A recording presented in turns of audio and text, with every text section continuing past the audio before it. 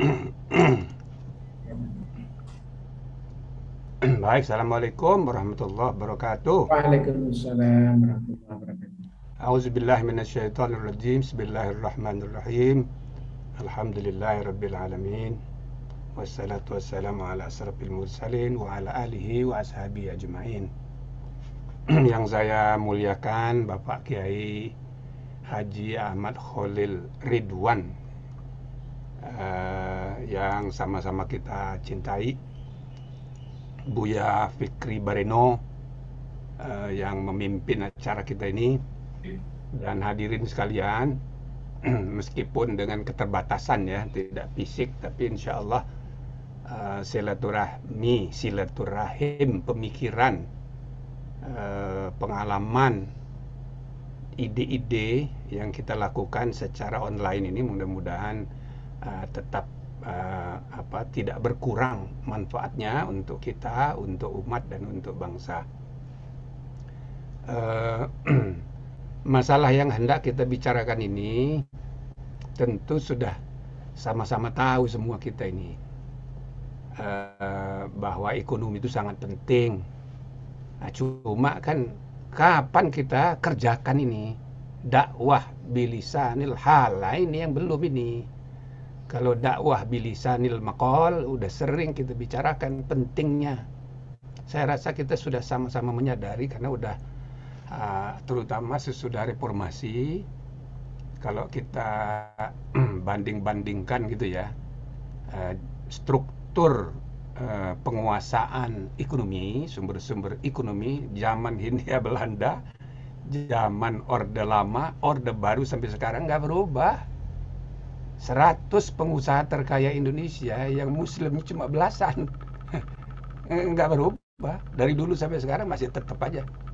Nah, alhamdulillah, saya terlibat aktif di dalam menggerakkan ya penerapan sistem ekonomi dan keuangan syariah, karena waktu itu saya sekretaris MUI dan saya ketua panitia Lokakarya Bunga Bank tahun 89. Saya ketua panitianya. Waktu itu Pak Amin Aziz sebagai sekretaris panitia pengarah, saya ketua pelaksana yang menyelenggarakan. Nah, Lokakarya itulah yang menghasilkan rekomendasi ulama secara nasional, merekomendasikan pembentukan bank berdasarkan prinsip syariah yang pertama. Maka lahirlah BMI. Gitu. Nah, tetapi sesudah lahir tahun 91 bersamaan dengan IJMI tahun 90, beda sekali suasana zamannya. Jadi Kiai Holil dan Kiai Fikri dan yang lain-lain ya, saya ingin mengingatkan kembali, karena saya pengurus Majelis Ulama dan juga ikut mendirikan IJMI, juga jadi sekretaris, wakil sekretaris umum, dulu istilahnya sekretaris, bukan sekjen. Jadi Pak Wardiman itu sekretaris, saya wakilnya Wardiman. Nah, kolaborasi MUI dengan IJMI itulah alhamdulillah menghasilkan Bank Muamalat itu. Jadi saya ingin mengingatkan ulang aja ini. Jadi pada tahun 89 itu Menko Polkamnya namanya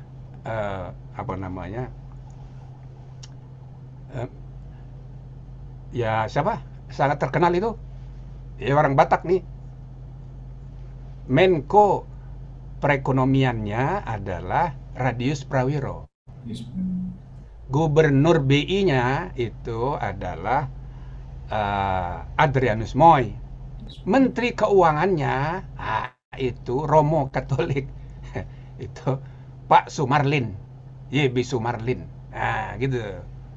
Menteri Agamanya alhamdulillah Munawir Sazali. Wah, anti sekali dia kepada ide Bank Muamalat, tidak setuju dia. Ya kan? Ketua PBNU Gus Dur anti juga. Jadi nggak setuju juga dia. Maka seluruh jajaran pemerintah itu tidak ada yang mendukung, Pak. Tidak ada yang mendukung. Gitu loh. Yang mendukung itu cuma satu, namanya Menko Kesra Alamsah Ratu Perwira Negara. Coba dia. Orang menteri agama saja yang sehari-hari kerjanya itu dengan MUI, itu nggak setuju. Ular Nah, tuh, ular alhamdulillah itu ya. ada Menko Kesra yang menghubungkan kita dengan Pak Habibie. Alhamdulillah Habibie mendukung. Jadi coba dua menteri. Nah, baru di kemudian hari Ginanjar membantu juga dan sebagainya. Nah, jadi suasana zaman untuk diketahui, bahkan ya Menhan Kampangapnya Benny Murdani. Jadi zaman itu zaman yang sangat sempurna. Gitu loh. Saking sempurnanya kita ini ketakutan. Jadi saya ini ngalami ya. Jadi sesudah Lokakarya kami kan mau melapor ke pemerintah ini. Nah, pendapat Menteri Munawir kita udah tahu, jadi nggak ngelapor lagi. Kita mau melapor ke Menteri Keuangan, Sumarlin. Rapat di Istiqlal, Kiai Hasan Basri minta saya coba tolong dicek rumusannya itu bagaimana. Apa Kiai? Nanti kita jangan bilang apa namanya, kita mengusulkan pembentukan bank berdasarkan berprinsip syariat, jangan pakai huruf T. Loh kenapa Kiai? Nanti kalau pakai huruf T, kata dia, itu dikira Piagam Jakarta, syariat Islam. Nah, kita pakai huruf H, syariah, berdasarkan prinsip syariah, titik. Nggak ada kata Islamnya, syariah saja dengan huruf H. Bayangkan urusan huruf ini, ya, jadi serius, dirapatkan di MUI sebelum berangkat ke lapangan Banteng. Ya kan tinggal dekat. Begitu saya baca ulang yang diketik oleh staf, dulu belum ada komputer kan.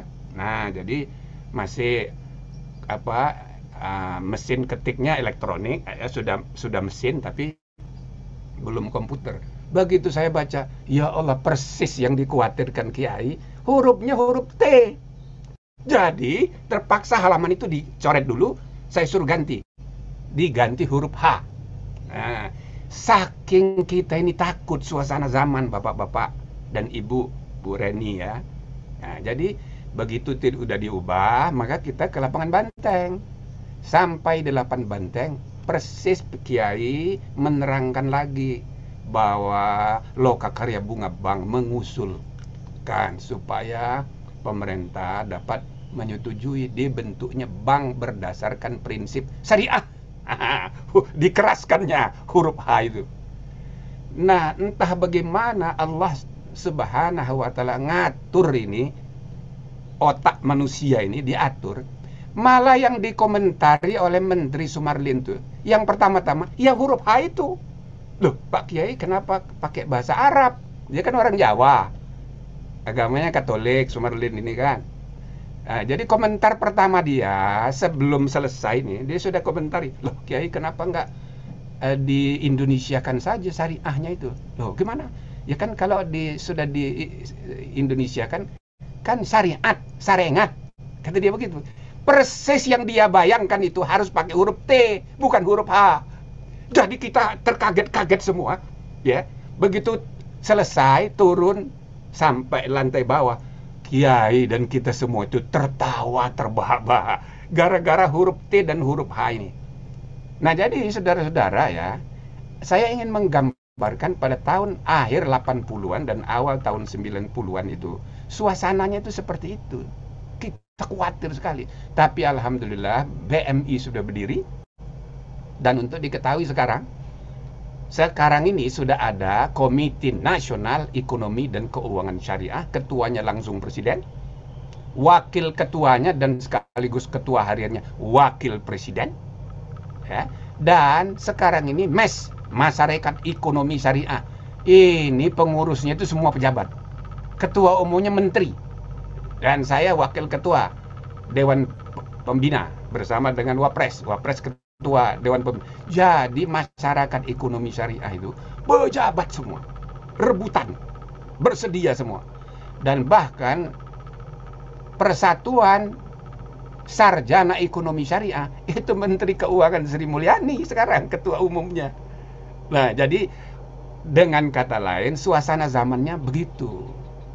Ya kan? Nah, tetapi saudara-saudara sekalian, lihatlah, ini kan yang baru kita hasilkan ini ialah policy-nya dari ekonomi dan keuangan yang tidak mempertimbangkan ya sistem ekonomi dan keuangan yang halal menjadi mempertimbangkan ekonomi dan keuangan halal.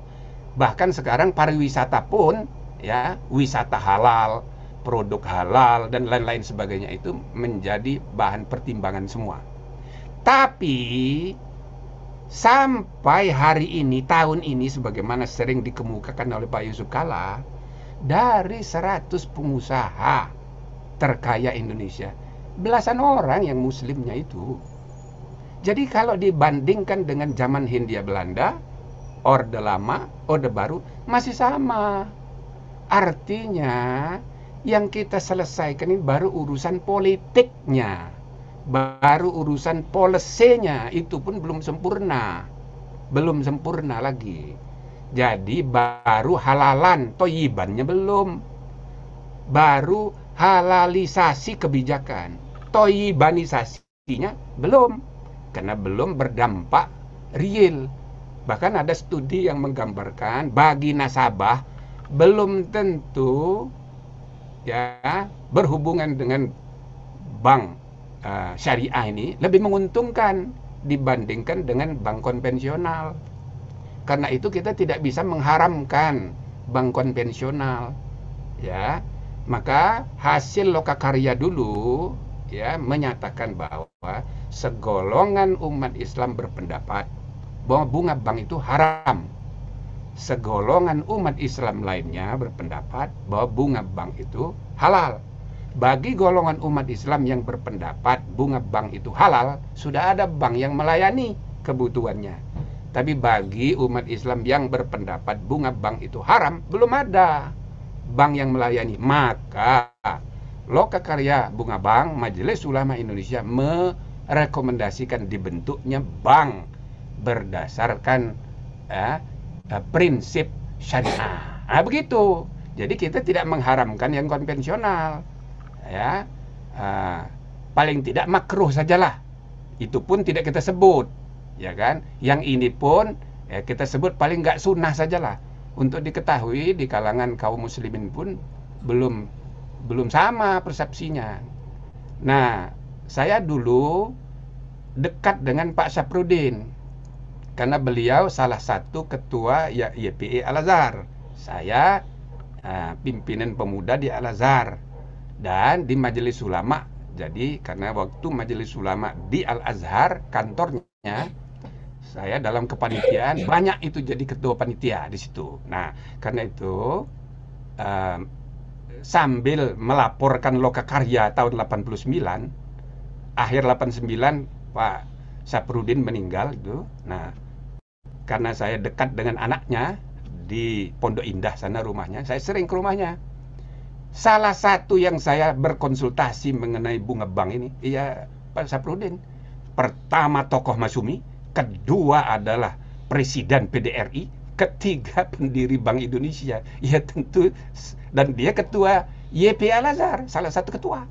Nah, maka saya sering juga konsultasi. Apa kata Pak Syafruddin? Saudara ini kan fakultas hukum, nggak ngerti ekonomi.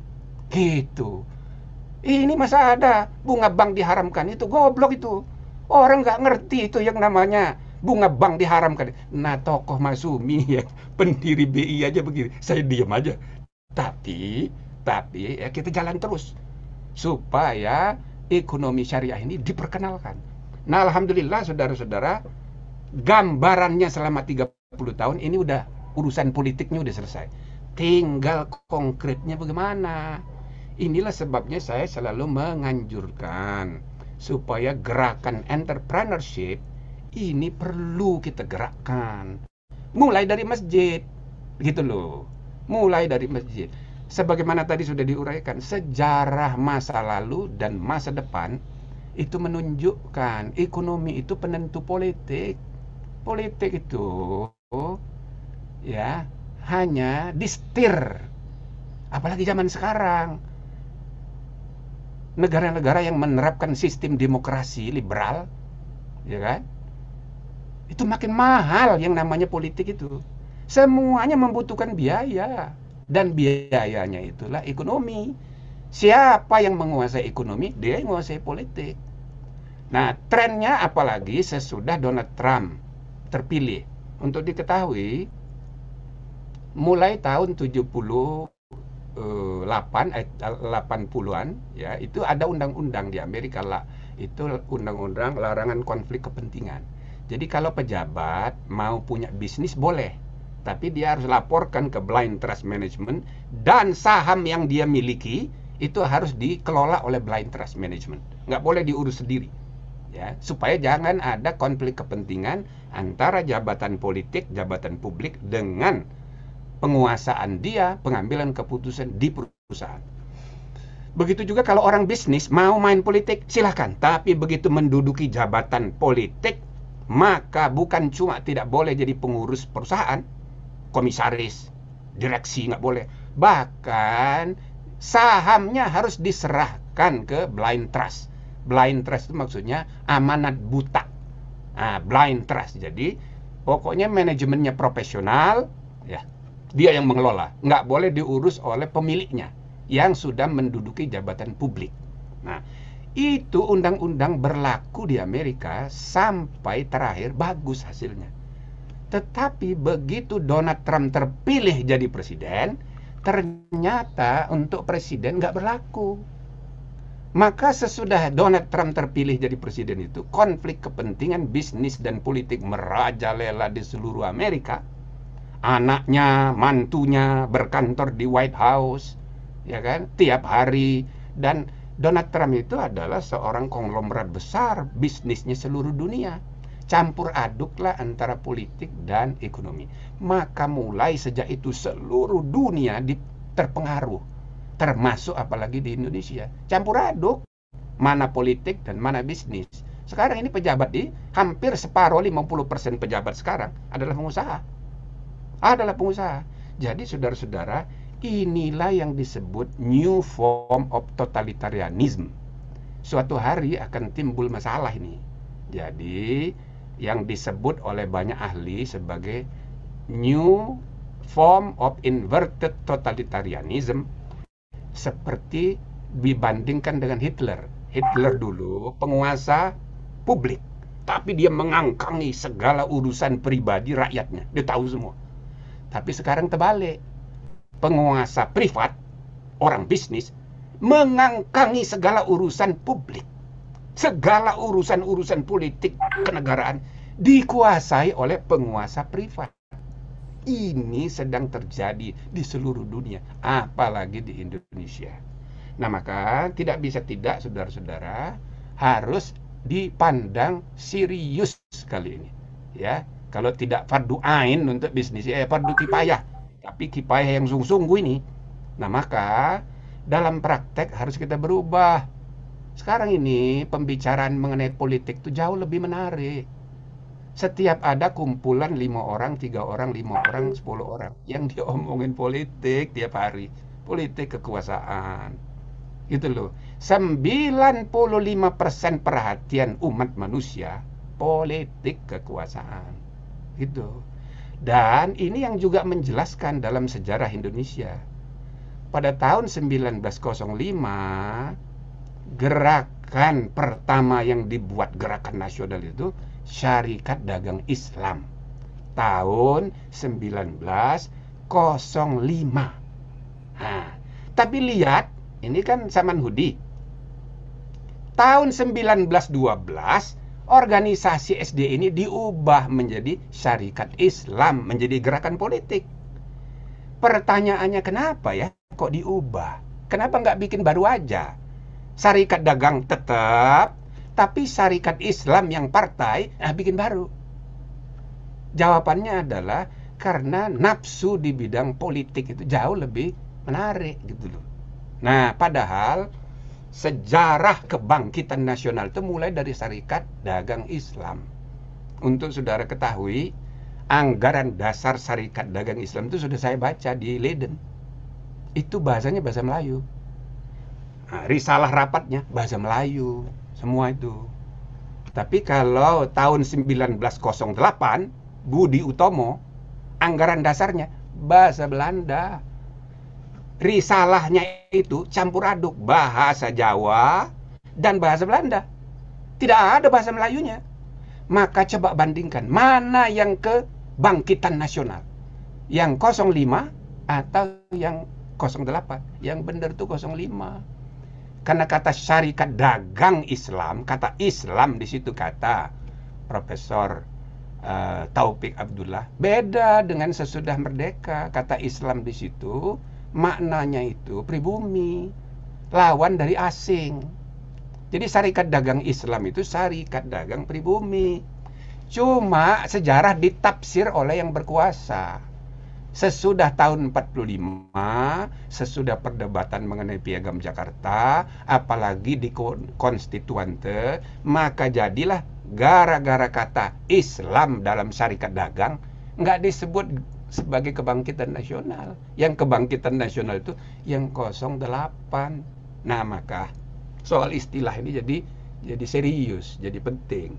Nah, karena itu saudara-saudara, kita udah punya pengalaman mementingkan istilah politik dari ekonomi.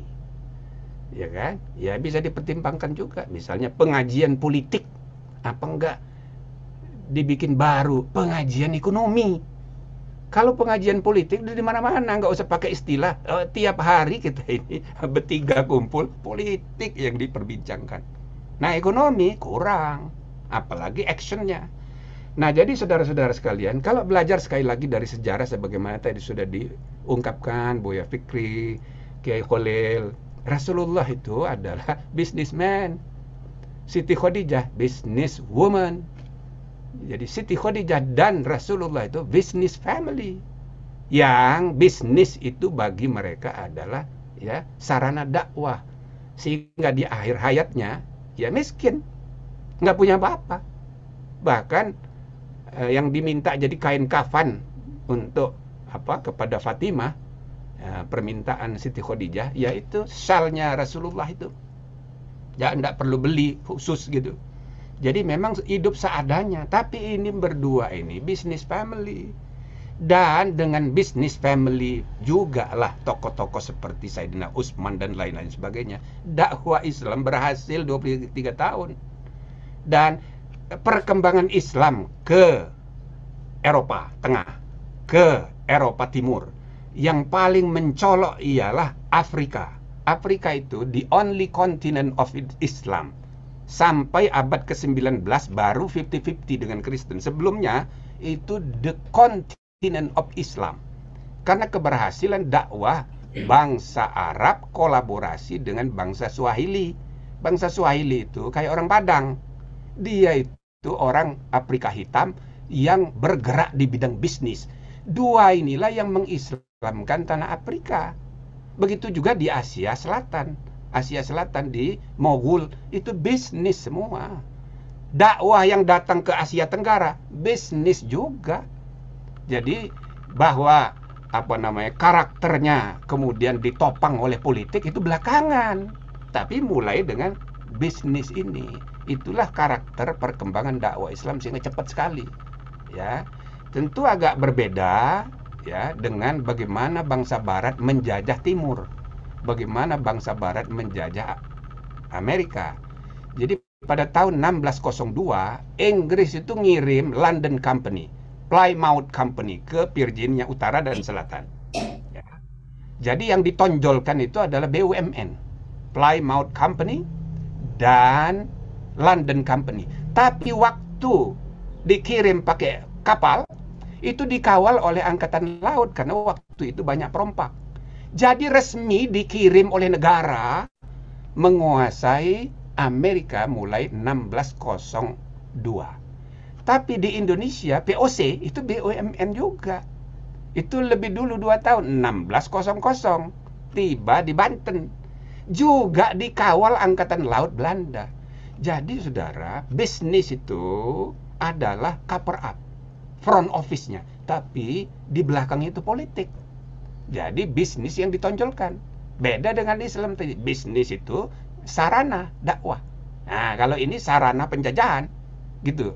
Begitu juga di India, itu juga ada perusahaan yang yang ditonjolkan, tapi dikawal langsung oleh tentara, angkatan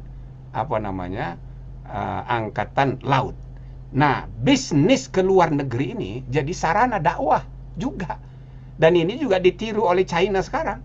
China sekarang merambah agresif sekali ke semua bangsa Amerika, Asia, dan Afrika. Bisnisnya yang dia tonjolkan. Nah, jadi saudara-saudara, bisnis ini sesuatu yang sangat sangat penting sebagai sarana dakwah untuk memperkembangkan dakwah Islam di masa depan. Tinggal bagaimana ini kita mulai, kita kerjakan. Saya rasa yang paling pas kita mulai dari masjid. Seperti Rasulullah juga mulai dari masjid ketika dapat laporan dari para sahabat, ya Rasulullah, ini pasar Yahudi ini menentukan harga seenaknya dia. Nah, itu dibahas oleh Rasulullah di masjid. Sesudah dibahas di masjid, maka dicarikan jalan keluar. Jalan keluarnya apa? Ya sudah, Rasulullah ya memberi arahan supaya dibuat pasar sendiri untuk kaum muslimin. Maka jadilah dibangun pasar, sehingga lama-kelamaan pasar yang dikuasai orang Yahudi itu bangkrut. Nah, jadi belajar dari situ ya kita bahas ini di masjid. Gitu loh. Jadi kita bahas pengajian-pengajian bisnis dan ekonomi ini, bahas ayat-ayat Quran, bahas hadis-hadis Nabi, bahas tokoh-tokoh sejarah yang berhasil, ya kan? Sambil juga membahas peluang-peluang bisnis yang ada di sekitar kehidupan para jamaah. Nah, bagaimana ini bisa digerakkan? Saya sudah minta pengurus Masjid Agung Al-Azhar untuk menyediakan slot waktu bikin pengajian khusus mengenai ini. Nah, bila mana perlu, ganti aja ini pengajian politik ini. Nah, jadi pengajian bisnis, ekonomi, pengajian wirausaha. Karena semangatnya harus diteruskan semangat politik ini. Tapi wajahnya bisnis. Dan kata-kata ekonomi ini lebih inklusif. Kita tidak hanya memikirkan ekonomi umat Islam. Ya, ekonomi saja. Ya, otomatis nanti yang memanfaatkan ya tentu ya jamaah masjid. Tapi yang kita bayangkan itu ya semua orang. Itu kalau kita bicara ekonomi. Tapi kalau kita ngomong politik, politik itu membatasi. Politik itu ya tidak merangkul, membatasi diri. Gitu loh. Tapi kalau ekonomi cenderung inklusif. Kalau politik eksklusif, apalagi di tengah sistem bernegara multipartai. Di zaman sekarang yang namanya politik itu salurannya tuh partai. Nah, tatkala sistem yang kita anut multipartai, iya partainya banyak, partai Islam sekarang. Ada PKB, ada PKS, ada PAN, ada P3. Nah, hati-hati kalau survei-survei menggambarkan P3 ini bisa hilang ini nanti 2024. Nah, gitu. Jadi apalagi PBB. Sudah ada PBB Reborn pula ini. Ya kan? Nah, nggak tahu PAN, sudah ada Partai Umat. PKS sudah ada Gelora. Nah, jadi saudara-saudara, politik ini ya cenderung image-nya itu membatasi diri. Nah, jadi nggak usah bilang-bilang. Politik itu nggak usah dibilang-bilang. Kita kerjakan aja. Nah, kapraknya ekonomi. Gitu loh. Semangatnya itu nggak usah dibilang-bilang. Sebab begitu dibilang, udah tahu ini, ini Kiai Khalil Ridwan ini pasti PBB nih. Gitu loh. Kalau dia nggak cocok dengan Yusril, berarti PBB Reborn ini. Nah, jadi begitu cara orang memahami sekarang ini. Padahal dakwah itu harus merangkul. Jadi tidak sekedar tabligh menyampaikan, tapi dakwah mengajak. Bilisanil maqal tidak cukup, tapi bilisanil hal juga dengan aksi. Nah, kan gitu. Ini apalagi orang lihat ini, ada Zulfi Syukur. Waduh, ini dewan dakwah ini.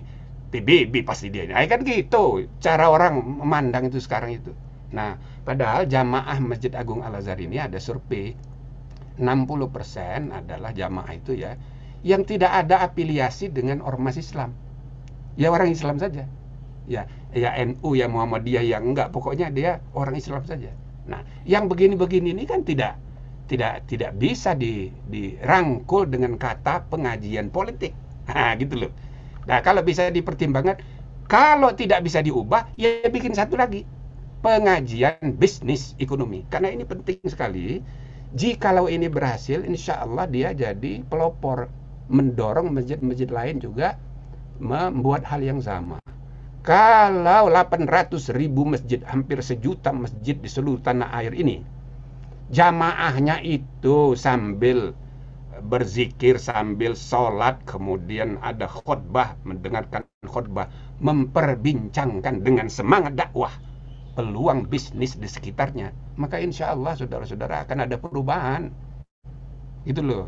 Jangan seperti sekarang, halalisasi kebijakan ya, ekonominya sudah, tapi konkretnya struktur penguasanya belum berubah. Masih 100 pengusaha terkaya Indonesia yang muslim belasan. Maka yang membantu pembangunan masjid ya cuma belasan itu. Gitu loh. Sementara yang selebihnya membantu pembangunan rumah-rumah ibadah agamanya masing-masing.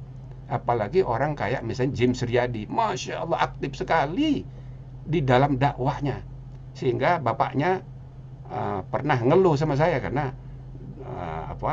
bapaknya pernah jadi MWA di UI. Aduh, itu kawanmu itu terlalu aktif di bidang dakwah katanya, James Riyadi. Jadi semua masjid, semua sekolah-sekolah, rumah sakit, siloam segala macam, itu sarana dakwah di semua itu aktif sekali. Nah, jadi saudara-saudara, ini tantangan serius yang harus kita hadapi. Apalagi saudara-saudara, ini bagian kedua ya yang ingin saya sampaikan. Kita harus memandang masa depan dunia dengan optimis. Ya, jangan pesimis.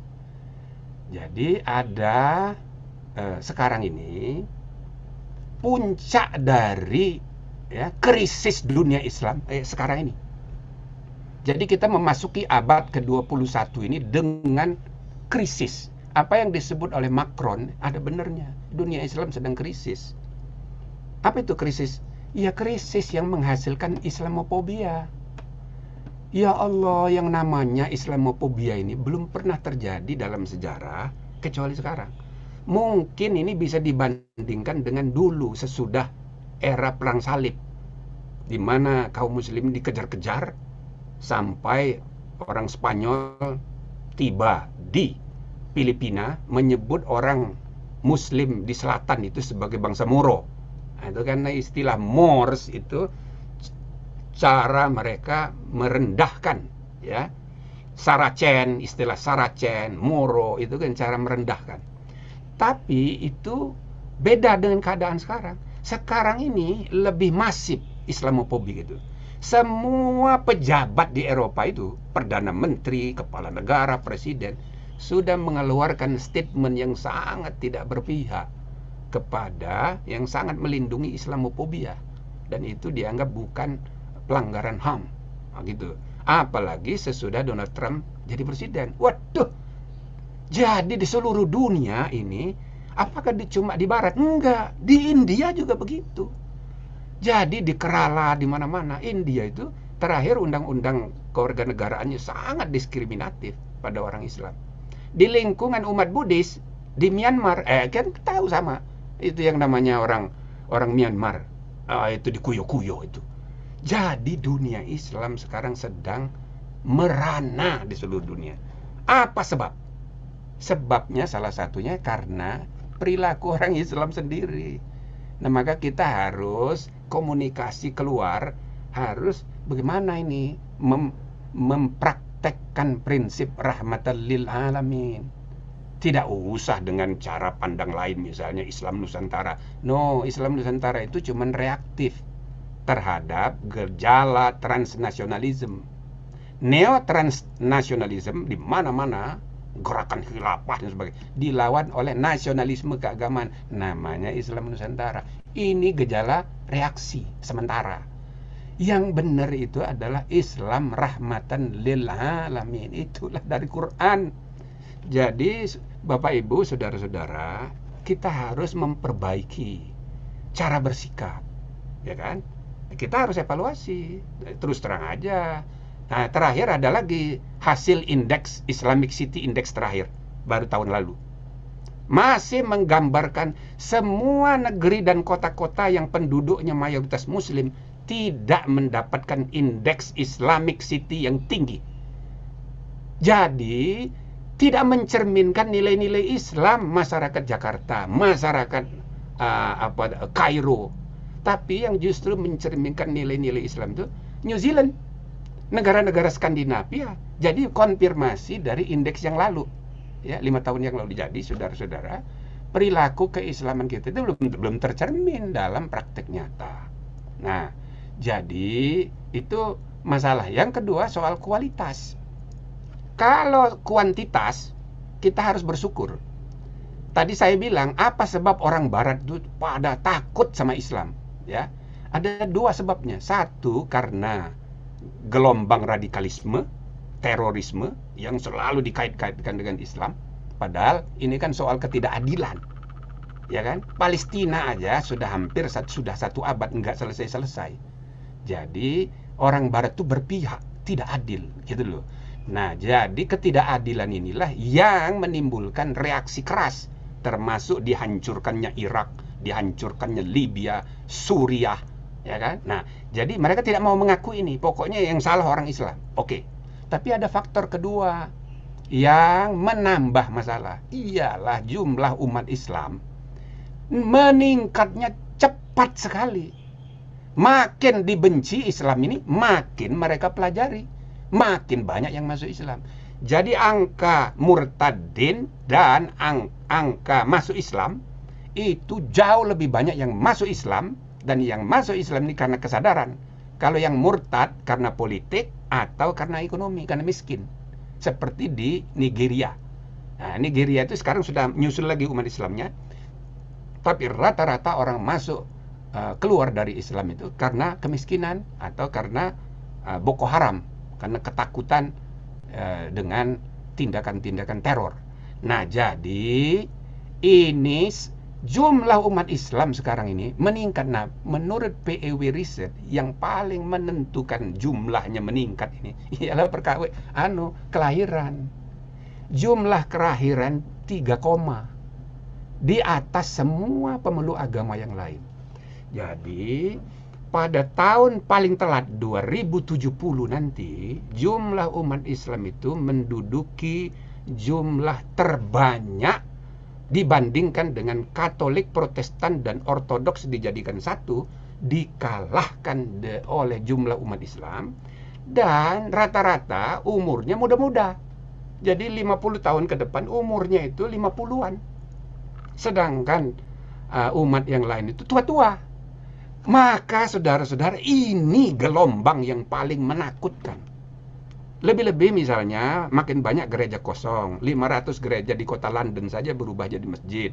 Sama di Prancis juga begitu, di Jerman juga begitu. Jadi ya, inilah sebabnya Islamofobik itu merajalela di mana-mana, makin takut. Misalnya di Austria, itu Perdana Menteri Austria itu, atau di Polandia itu mengatakan bahaya ini nanti jadi negara Islam, gitu loh.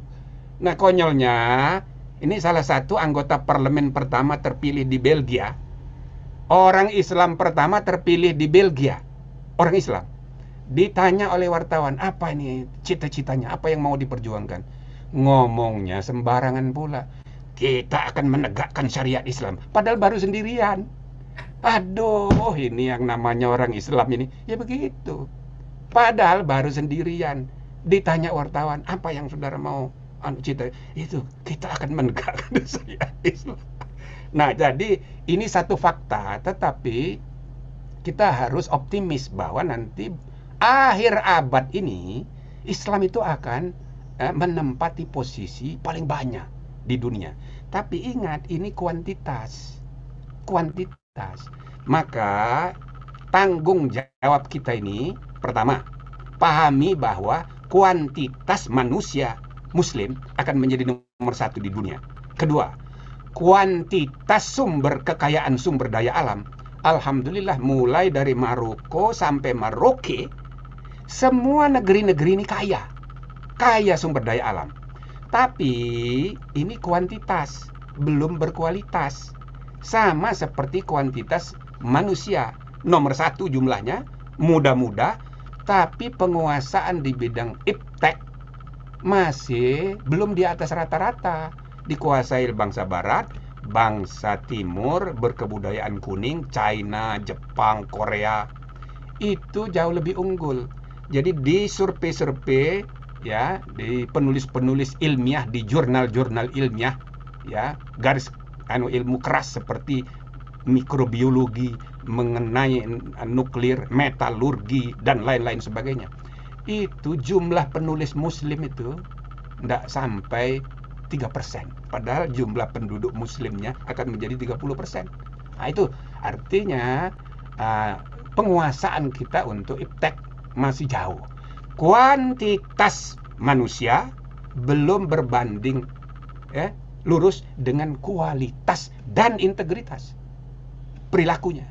Begitu juga kuantitas sumber daya alam. Misalnya Indonesia ini adalah produsen emas ke-6 terbesar dunia. Tapi lihatlah, itu kan Freeport, orang Amerika, Newmont. Jadi orang asing semua yang menguasai, bukan kita. Jadi dengan kata lain, kuantitas harus ditransform menjadi kualitas, menjadi produksi hilir. Dan yang terakhir, kekurangan kita ini adalah pengorganisasian. Kita belum terorganisir dalam politik, belum terorganisir di bidang bisnis. Al-haqqu bila nizam yaghlibul batil bin nizam. Sudah diingatkan 15 abad yang lalu oleh Sayyidina Ali. Sekarang ada buku baru, Why Nations Fail, oleh Daron Acemoglu dan James Robinson, yang menggambarkan kemajuan suatu negeri, suatu bangsa, suatu peradaban. Kuncinya ialah quality of the institution, kualitas kelembagaan organisasi, baik politik, sosial maupun ekonomi. Nah, bagaimana semangat jihad, semangat dakwah kaum muslimin dilembagakan secara bisnis dan politik. Kita misalnya di bidang politik, partainya banyak sekali. Bagaimana ini? PBB bagaimana ini bisa dibenahi enggak? Gitu loh. PAN bisa enggak dibenahi? Masa sesama keluarga bertengkar bikin partai baru, ya kan? Antara mantu dengan menantu. Nah, kan gitu. Amin Rais sama Zulkifli Hasan, bagaimana? P3 ini terancam punah ini. Bagaimana ini? Ya kan? Maka nanti ya tinggal PKS sama PKB. Nah, jadi pengorganisasian ini yang jadi masalah. Jadi baik di bidang politik, nah lebih khusus lagi di bidang ekonomi. Marilah gerakkan ini semangat dakwah di masjid untuk gerakan ekonomi ini. Coba misalnya khutbah-khutbah Jumat, rata-rata setiap bulan itu pasti 2 kali tuh yang tema-tema politik itu, nyerempet lah, nah gitu loh. Tapi yang nyerempet ekonomi rasanya nggak ada. Tapi ekonomi bukan cuma jargon, betul-betul peluang bisnis di sekitar kita ini banyak. Nah, kalau itu diberi roh dakwah, roh jihad di dalamnya, maka sekaligus kita meluruskan praktek bisnis yang sekarang ini banyak menyimpang. Sama politik dan bisnis ini hanya jadi sarana untuk memperkaya diri sendiri dan keluarga, sarana untuk memperkuasa diri dan keluarga. Padahal Rasulullah mengajarkan ini sarana untuk dakwah, caring, sharing, giving, gitu loh. Sharing, caring, sharing, giving. Bahkan di akhir hayatnya Rasulullah dan Siti Khadijah nggak punya apa-apa. Tapi dampak dakwah dia di bidang bisnis sudah luar biasa. Nah, jadi ini yang harus kita gerakkan. Nah, maka tadi yang kita bahas tuh banyak sekali, termasuk soal wakaf. Kalau zakat, infak, sedekah itu kan konsumtif. Plus itu untuk apa namanya pajak, untuk pajak. Dan untuk diketahui ya, APBN Indonesia, APBN dan APBD Indonesia sekarang tergantung kepada pajak itu sekitar 85 sampai 90%. Jadi penghasilan dari BUMN itu sedikit itu. Jadi ZIS itu ya, ZIS dan apa namanya, jizyah itu bisa menghasilkan 2000 triliun APBN plus APBD seluruh Indonesia. 90%-nya itu tergantung itu. Tetapi orang lupa konsep wakaf. Wakaf itu, saudara-saudara, itu adalah ya, harus direkonstruksi pemaknaannya di kalangan umat Islam. Maka sekarang kajian mengenai wakaf ini sudah banyak. Jadi saya memprakarsai kajian-kajian reorientasi tentang perusahaan. Perusahaan ini mulai membuat konsep tentang saham itu sekitar abad ke-17. Baik di Eropa, di Belanda, maupun di Amerika. Dan bahkan di Amerika itu baru diresmikan dengan praktek dengan dukungan undang-undang itu kira-kira abad 19. Jadi itu adalah cara berpikir kapitalisme, di mana kekayaan itu milik pribadi, dan milik pribadi itu dirumuskan menjadi saham perusahaan, yang perusahaan itu mengabdi kepada shareholder pribadi. Nah, shareholder, jadi tujuan orang bikin bisnis perusahaan untuk shareholder. Nah, maka di situ tidak ada musyawarah. Walaupun dia satu orang berhadapan dengan 90 orang, tapi dia punya saham 51%, dia yang menentukan kebenaran. Nah, tapi dalam konsep wakaf tidak begitu.